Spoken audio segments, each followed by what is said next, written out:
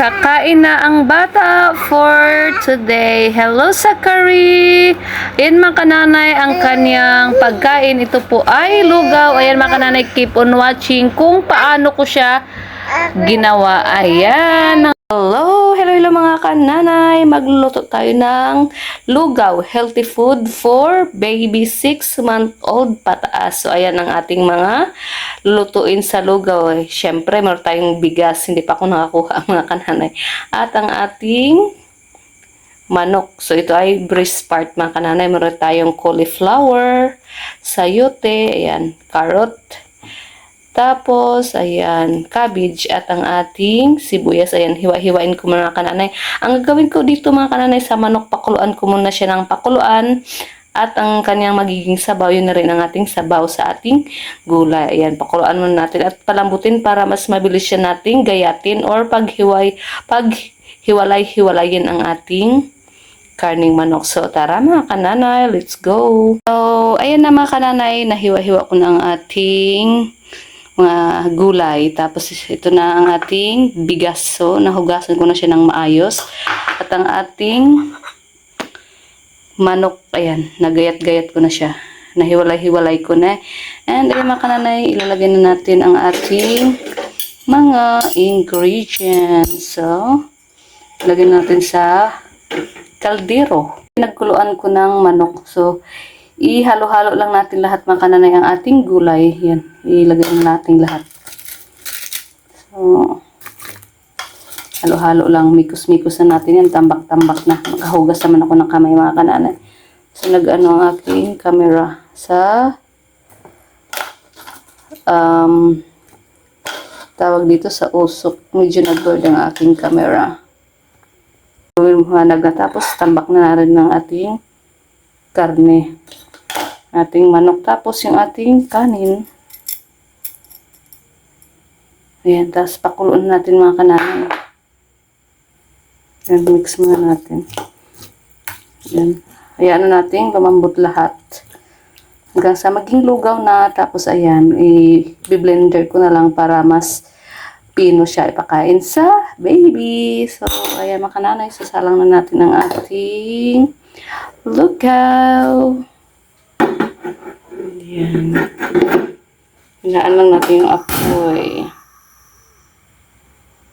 Ayan na mga kananay. Kumukulo na ang ating lugaw. So, ayan, hindi pa siya. Ayan, dumami na ang ating bigas. So, wag masyadong madaming bigas mga kananay kasi mabilis siyang umalsa kasi pag lugaw. Tapos ang ating mga gulay. So, ayan.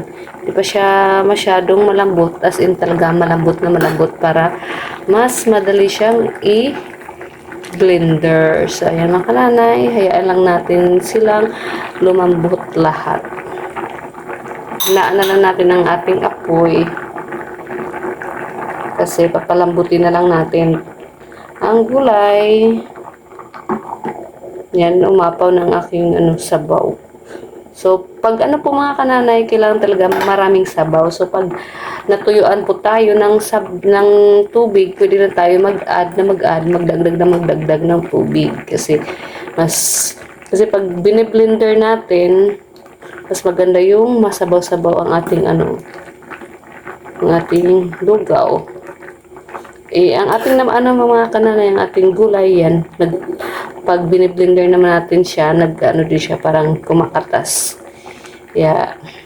Kasi pag lawgaw kasi mga kananay, talaga siya umakalsa ang ating bigas. Kaya mas mabilis matuyo ang ating tubig. Kaya mas maganda pag marami talagang sabaw. So, ayan mga kananay, antayin ko lang siyang na lumambot talaga ng bonggang-bongga.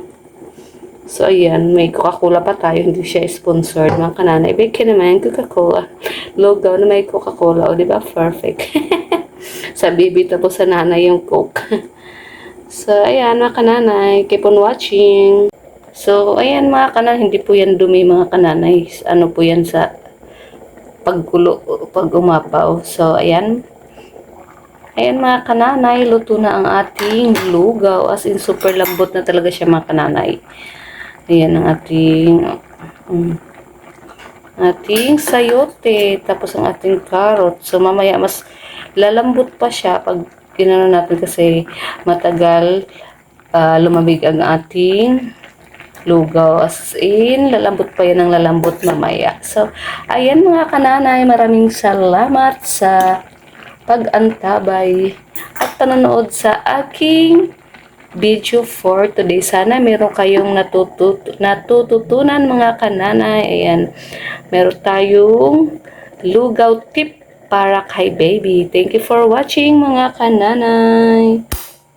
Bye-bye. Please subscribe and follow our page. Thank you mga kananay. And share na rin sa ating video para magkaroon naman ng idea ang ating mga kananay. Maraming salamat. Ayan mga kananay, kunin natin ang lugaw. Ayan, nilagay ko sa refrigerator para hindi siya mapapanis. Tapos, init-initin ko lang. O, diba? Nilagay ko na ng buo, pati kaldero, nilagay na sa ref. So, ito mga kananay ay food processor. Pwede rin blender. Ito kasi ay cute-cute lang para matansya ko kung ano lang ang mauubos ni baby na pagkain. Tapos, init-initin ko lang mga kanay. Maganda kasi ito mga kanay kasi chargeable yung ating food processor. Yan po talaga ay para sa bawang sibuyas. Pero, ayan ang kakain baby ko. Tapos, dahil mga kananay, pwede naman po siya at mas mabilis talaga siyang pumino. As in, ma-blend yung food. Tapos, ayan mga kananay, tansyahin ko lang yung kayang ubusin ni baby. At wala po pala tong timpla mga kananay, hindi ko tinimplahan yung ating lugaw. Ayan mga kananay.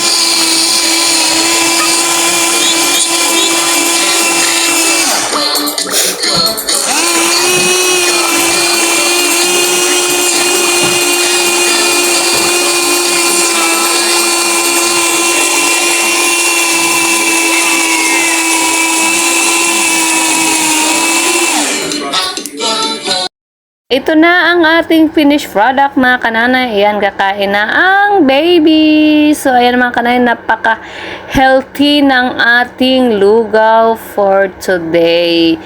Tapos, ayan ang ating tubig. Ayan mga kananay, ganado ang baby habang nanonood ng nursery rhyme. So, ayan mga kananay, sana nagkaroon kayo ng idea sa video na to na healthy food para kay baby 6-month-old pataas. Ayan, thank you for watching mga kananay. Please share and subscribe.